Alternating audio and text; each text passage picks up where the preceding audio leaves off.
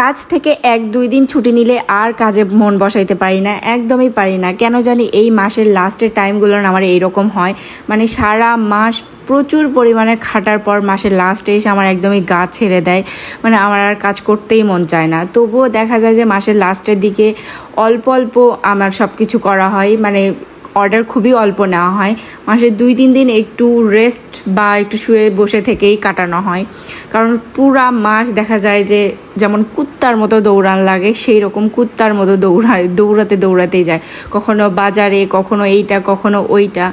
অনেকে বলে বাজারে যাইতে হয় না, বাট হ্যাঁ, বাজারে যাইতে হয়। অনেক ধরনের জিনিস লাগে, যেমন তেল, চিনি, ময়দা, এগুলা ভাই মানে হাতের কাছে তো আসে না, অবশ্যই বাজারে গিয়ে আনতে হয়। আর আমি যেহেতু একটু বেশি করে আনি, যেমন 10 কেজি 15 কেজি করে আনি, সেহেতু বাজারে যাইতে হয়। বোর্ড বক্স এগুলোর জন্য বাজারে যাইতেই হয়। আমি বোর্ড বক্স কখনো ওইভাবে একদম বেশি করে আনি না, 20টা থেকে 30টা করেই আনি। কারণ হচ্ছে যে আমার বাসায় ওরকম জায়গাও নেই, আর রাখলে পরে দেখা যায় যে বক্সগুলো কেমন যেন একটু সিটায় যায়। এই জন্য আমি অত বেশি অতিরিক্ত পরিমাণে, আমি পারলে 100টা পর্যন্ত স্টক করে রাখতে পারি, কিন্তু মানে করতে মন চায় না, যেহেতু আমার হাতের কাছেই বাজার, বা হচ্ছে যে 10 মিনিট হইলেই বাজারে যাওয়া যায়, এই জন্য বেশি করে আসলে আনি না এই বোর্ড আর বক্সগুলান। দেখা যায় যে সব কিছু মিলায় পুরো মাসটাতে যায় দৌড়ঝাঁপ করতে করতে। প্লাস কেকের জিনিসের তো একটা জিনিস থাকলে আরেকটা থাকে না, আরেকটা জিনিস থাকলে আরেকটা জিনিস থাকে না, কারণ এক একজনের এক এক রকমের পছন্দ, এক এক রকমের ডিজাইন, তো সব জিনিস যে থাকবে এরকমও না। দেখা যায় যে এগুলোর জন্য দৌড়াদৌড়ি করা, মেন্টাল প্রেশার ক্রিয়েট হয়ে যায়।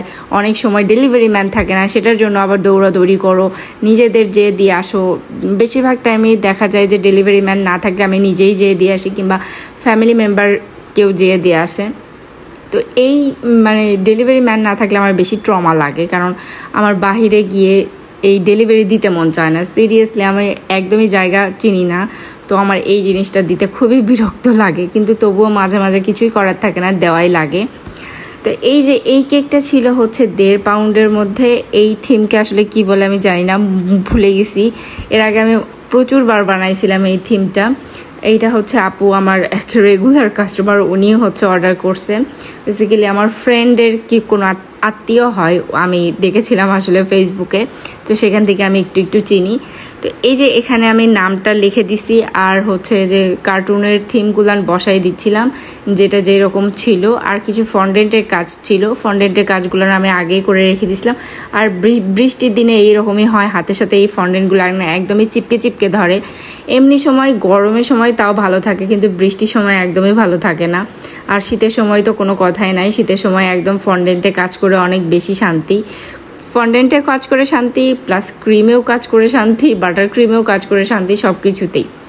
তো এই যে আমার কেকটা মোটামুটি রেডি। কেমন হয়েছে অবশ্যই বলবেন। আমার কাছে কিন্তু অনেক বেশি ভালো লাগছে কেক।